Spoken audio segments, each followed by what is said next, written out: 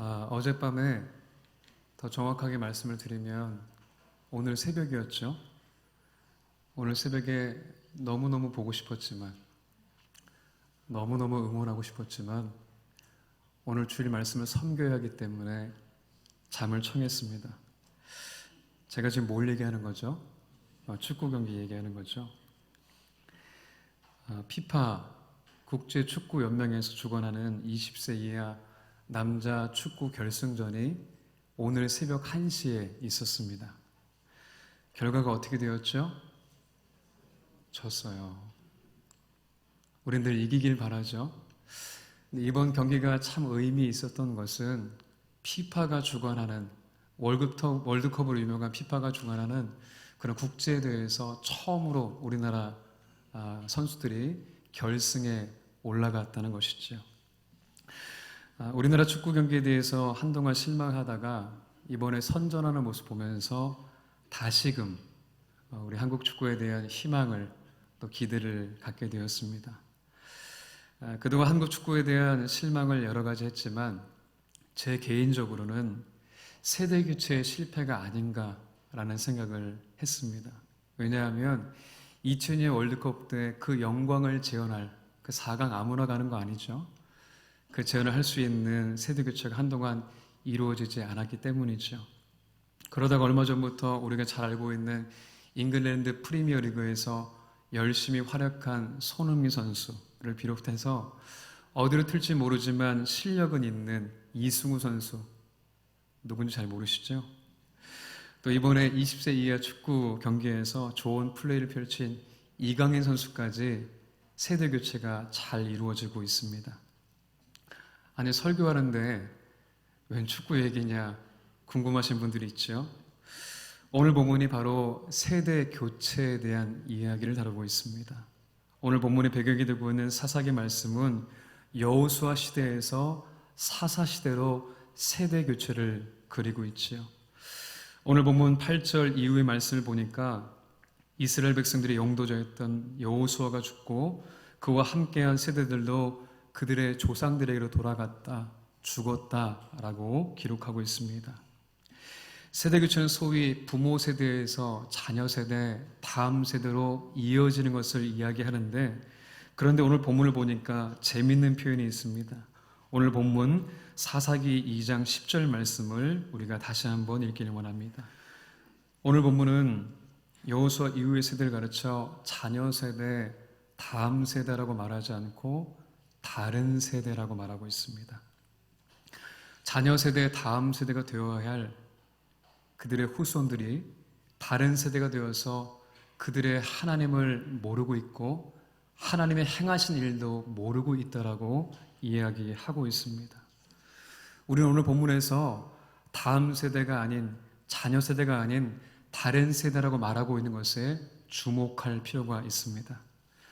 정복전쟁에 늘 승리하면서 승승장구했던 여호수아 세대가 실패한 것이 있다면 바로 신앙의 세대 교체를 실패한 것입니다. 자녀 세대가 되어야 될 그들이, 다음 세대가 되어야 될 그들이 다른 세대가 되게 한 것이지요. 오늘 본문은 다른 설명도 없이 여호수아와 그와 함께한 세대들이 다 죽고 난 후에 그들의 후손들이 하나님을 모르고 하나님의 행하신 일도 모르는 다른 세대가 되었다라고 이야기하고 있습니다. 뭔가 내용이 빠진 것 같죠? 설명이 더 필요해 보입니다. 우리가 읽진 않았지만 사사기 2장 1절부터 5절까지 말씀 보면 신앙의 세대교체, 그 실패의 원인에 대해서 이야기합니다. 이렇게 기록하고 있는데요. 너희가 내 목소리를 듣지 않았다. 우상 숭배로 가득한 그들 가나안 족속들을 내쫓지 않았다라고 기록하고 있습니다. 그 결과 어떻게 됐습니까? 이스라엘 백성들은 가나안 족속들과 동화되어 우상을 섬기게 되었습니다. 그들의 자손들은 하나님을 알지 못하며 하나님의 행하시는 일도 알지 못하는 다른 세대가 되어버린 것이지요. 여호수아 세대가 가나안 정복 전쟁을 통해서 그들의 자녀 세대, 다음 세대에게 승리와 성공을 가르친지는 모르겠지만 정작 하나님을 아는 지식을 가르치지 않았던 것입니다. 호세아 4장 6절에 기록된 것처럼 백성이 망하는 이유가 무엇입니까? 하나님을 아는 지식이 없기 때문입니다. 안다는 것이 무엇입니까? 히브리어 원어로 보면 안다를 야다라고 합니다. 야다가 무엇이죠? 깊은 관계, 친밀한 관계를 말합니다. 하나님 아는 지식이 없다는 것이 무엇입니까? 하나님과의 관계가 끊어진 것을 이야기하고 있는 것이지요. 신앙생활을 하면 정말 중요한 것이 있다면 하나님과의 인격적인 만남이 있는가, 하나님과 친밀한 관계를 맺고 있는가입니다. 그런데 하나님과 친밀한 관계를 맺어야 될 그들의 후손들이 하나님과의 관계가 끊어졌다고 오늘 본문은 이야기하고 있는 것입니다. 신앙의 유산을 이어봐야 될 이스라엘 백성들이 다른 세대가 되어서 하나님을 모르고 하나님의 행하신 일도 모른다라고 오늘 본문은 기록하고 있습니다. 그 결과 어떻게 되었습니까? 오늘 본문 이후에 기록된 사사기 2장 11절 말씀을 우리가 함께 찾아서 읽길 원합니다. 사사기 2장 11절입니다. 같이 읽겠습니다. 시작. 이스라엘 자손이 여호와의 목전에 악을 행하여 바알들을 섬기며. 다른 세대가 되어버린 이스라엘 백성들의 후손들이 여호와의 목전에서 하나님 앞에서 우상 바알을 섬겼다라고 기록합니다. 12절 말씀을 이어서 보면 결국 그들은 하나님을 버렸다라고 기록합니다. 오늘 본문은 신앙 세대 교체의 실패의 결과가 어떻게 되는지를 그 참담함을 보여주고 있는 것이지요. 전에 섬겼던 교회에 참 신앙생활을 열심히 했던 청년이 있었습니다. 거의 신학생 이상급으로 열심히 신앙생활을 했던 청년이었습니다. 어느 날 그 교회 집사님이 그 청년에게 물어봤습니다. 어떻게 지금처럼 신앙생활을 잘 하게 되었냐고. 그랬더니 그 청년이 답하기를 군대에서 인격적으로 주님을 만났고 신앙의 멘토를 잘 만나서 지금처럼 신앙생활을 잘 하고 있다고 이야기했습니다. 그런데 그런 청년에게도 고민이 있었습니다. 집에서 혼자 신앙생활을 하다 보니까 예수 믿기가 참 어렵다라는 이야기를 했죠. 가정 안에서 예수님을 마음껏 이야기하는 것, 부모님과 함께 신앙생활을 잘하는 것이 그 청년의 바람이었습니다. 오늘 본문 6절 말씀 보면 가나안 땅을 차지하게 된 이스라엘 백성들은 모든 것을 다 누리게 되었습니다. 정복 전쟁을 통해서 얻게 된 땅과 재산을 분배받았고 그로 인해서 풍요롭고 넉넉한 삶을 살았습니다. 지금 우리의 모습은 어떻습니까? 갖춰질 만큼 모든 것이 다 갖춰졌죠. 아무리 경제적으로 힘들다고 이야기하지만 지금처럼 편한 시대가 없다고 할 정도로 해도 과언이 아닐 것입니다. 부족함이 없는 세대인 것이 분명한 사실입니다. 그런데 그런 우리의 모습 속에 오늘 본문이 보여주고 있는 이스라엘 백성들의 모습이 보여지고 있지는 않습니까? 오늘 본문에 기록된 이스라엘 백성들과 너무나도 닮아있는 모습이 바로 저와 여러분의 모습이 아닙니까? 이스라엘 백성들의 문제가 무엇이었습니까? 하나님을 섬기지 않은 것이었습니까? 아닙니다. 하나님을 섬기면서 우상도 섬겼습니다. 그들이 처음부터 그러진 않았습니다.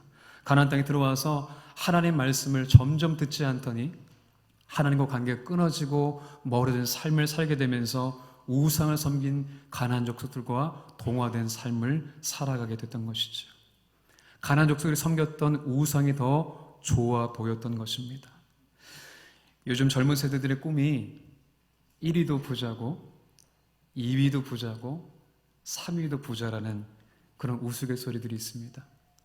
그런데 그냥 웃고 넘어갈 수 있는 가벼운 말이 아니죠. 이스라엘 백성들이 가나안 땅에 들어와서 모든 것을 누리며 살아갔지만 정작 그들의 후손들에게 하나님의 지식을 가르치지 않았던 것처럼 오늘날 우리도 모든 것이 풍족한 시대를 살아가지만 정작 우리의 자녀 세대들에게 신앙의 후손들에게 무엇을 가르치고 계십니까? 여호수아 1장 말씀 보면 하나님 분명 여호수아와 이스라엘 백성들에게 약속하시기를 내가 너희를 형통하게 하겠다 말씀하셨습니다. 우리는 형통을 이야기할 때 하나님 복 주셔서 잘 먹고 잘 살게 되는 것으로 오해할 때가 있습니다. 그런데 성경이 말하고자 하는 형통이 무엇입니까?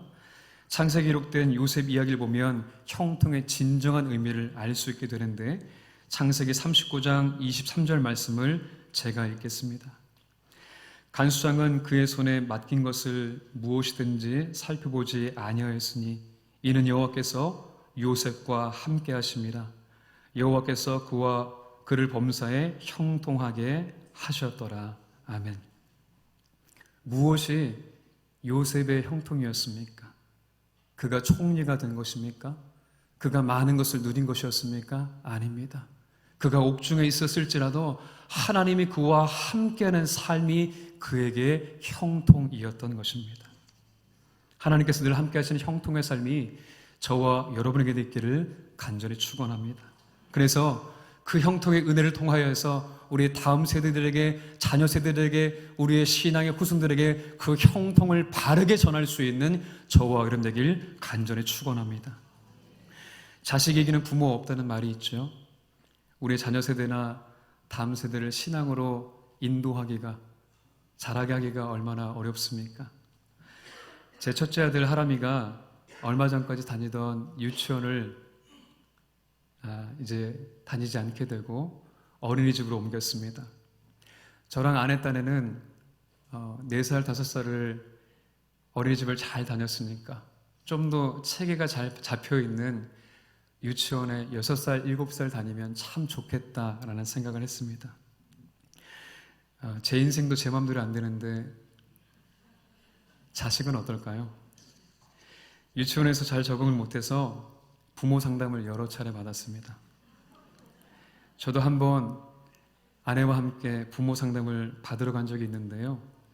유치원에 갔더니 하람이가 개구진 걸 넘어서 문제 아이처럼 이야기를 했습니다. 그러면서 하람이가 잘못하고 있는 것을 종이 2장에 빽빽하게 채워서 저를 보여주었습니다. 많이 속상했죠? 제 아내도 많이 울었습니다. 교회에서는 어떻습니까? 목사 아들이면 기도할 때 딱 기도하고 무릎 꿇고 예배드리고 할렐루야 찬양하면 좋은데 어떻습니까? 그러지 않다는 이야기가 많이 들려오죠. 제 어릴 적 모습을 많이 닮은 것 같습니다. 전에 한번 말씀드린 적 있는 것 같은데요. 제 초등학교 2학년 담임선생님이 부모님 모셔오라고 해놓고서 제 아버지 앞에서 요한이는 아주 지긋지긋해요 라고 하셨습니다. 믿기지 않으시죠? 저도 믿고 싶지 않습니다. 자녀가 자라나는 것이 제 능력 바뀐 걸 보면서, 그럼에도 제 아이가 신앙의 후손이 다른 세대 되지 않기 위해서 지금도 기도하며 애쓰고 있습니다. 한없이 부족하지만 하나님의 도우심을 날마다 구하고 있습니다. 그 노력의 결과일까요? 제가 까먹고 기도 안 할 때면 아빠, 기도해야지 눈치를 줍니다. 며칠 전에는 암송 말씀도 열심히 읽고 구원열차 아시죠? 나는 구원열차 올라타고서 열심히 신나게 불렀습니다. 잠언 22장 6절 말씀 보면 이러한 말씀이 있습니다. 마땅히 행할 길을 아이에게 가르치라. 그리하면 늙어서도 그것을 떠나지 아니하리라. 아멘. 신앙의 유산을 이어가는 것은 부모와 자녀에게 국한되지 않습니다. 교회 안에서도 동일하게 적용되는 것이죠. 신앙의 선배가 신앙의 후배를 잘 가르치고 양육해야 신앙의 유산이 교회 안에서도 잘 흘러가며 세워져 갈 수 있게 되는 것입니다. 제가 좋아하는 말이 있는데요. 말로 설명하는 자가 되지 말고 삶으로 고백하는 자가 되자입니다. 여전히 말로 설명할 때가 많이 있지만, 그런 부족함을 많이 보지만 삶으로 고백하기 위해서 부단히 애쓰며 기도하고 있습니다. 예수님께서 우리 가운데 친히 본이 되신 것이 무엇입니까? 인간의 몸을 입고 삶으로 우리에게 본이 되신 것입니다. 그분의 삶을 통하여서 사랑이 무엇인지, 하나님을 경외하는 것이 무엇인지 보여주셨다는 것이죠. 저와 여러분의 삶 가운데에 그 예수님의 모습이 있길 소망합니다. 예수의 삶을 통하여서 본이 될 수 있는 저와 여러분 되길 소망합니다. 우리가 다음 세대, 자녀 세대들에게 마땅히 행할 길을 가르치기 위해서는 우리가 먼저 하나님과 동행하는 삶을 살아야 합니다. 우리가 먼저 형통한 삶이 무엇인지를 삶으로 살아내야 할 줄 믿습니다.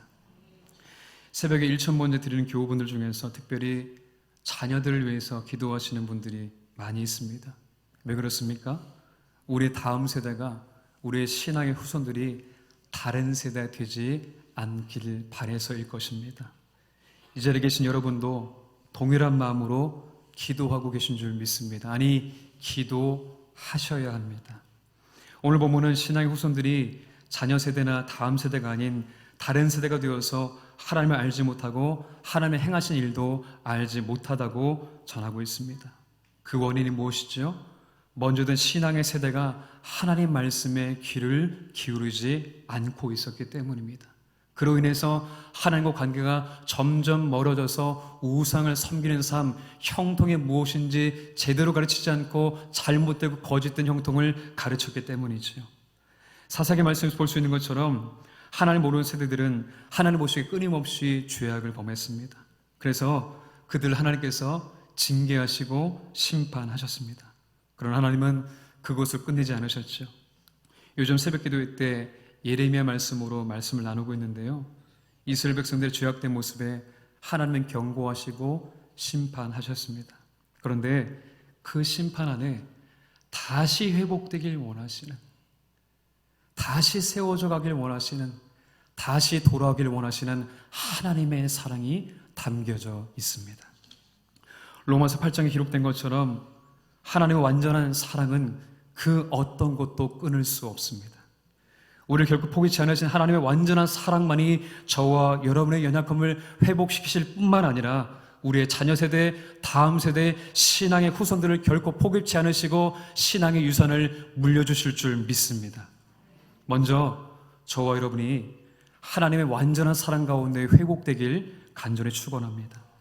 그 회복된 모습을 통하여서 우리의 자녀 세대, 다음 세대, 신앙의 후손들에게 다른 세대 되지 않기 위하여 함께 기도하며 함께 주님께 간구할 수 있는 저와 여러분 되길 간절히 소망합니다. 사사기 전체의 주제를 나타내고 있는 말씀이 사사기 21장 25절에 기록되어 있습니다. 제가 읽겠습니다. 그때 이스라엘의 왕이 없으므로 사람이 각기 자기의 소견에 옳은 대로 행하였더라. 여호수아 시대에서 사사 시대로 넘어가게 되면서 신앙의 세대 교체의 실패의 원인이 바로 여기 있습니다. 사사 시대의 이스라엘 백성들은 약속의 땅에 들어왔음에도 불구하고 평안을 누리지 못하고 불안한 삶을 살아갔습니다. 왜 그랬습니까? 그들의 진정한 왕이 하나님이심에도 불구하고 하나님을 의지하지 않고 하나님 말씀에 귀를 기울이지 않고 하나님과 끊어진 삶을 살아갔기 때문입니다. 오늘날 우리의 모습은 어떻습니까? 누가 저와 여러분의 진정한 왕이 되고 계십니까? 우리의 진정한 왕은 하나님 한 분뿐인 줄 믿으시길 바랍니다. 하나님 왕 되시 않는 삶은 여전히 불안하고 여전히 자기의 소견에 옳은 대로 살아갈 수밖에 없습니다. 그런데 하나님만이 저와 여러분의 왕이 되실 때에, 하나님만이 저와 여러분의 삶의 주인이 되실 때에 하나님이 진정 원하시는 형통의 삶을 살아가게 될 줄 믿습니다. 하나님의 왕 되실 때에 우리 교회와 가정 안에 신앙의 유산이 바르고 온전하게 이어져 가며 세워져 갈 줄 믿습니다. 우리 다음 세대가, 우리의 신앙의 후손들이 하나님 모르는 다른 세대가 되는 것이 아니라 하나님을 아는 지식이 날마다 더해져서 믿음의 세대로 세워져 가기를 간절히 축원합니다.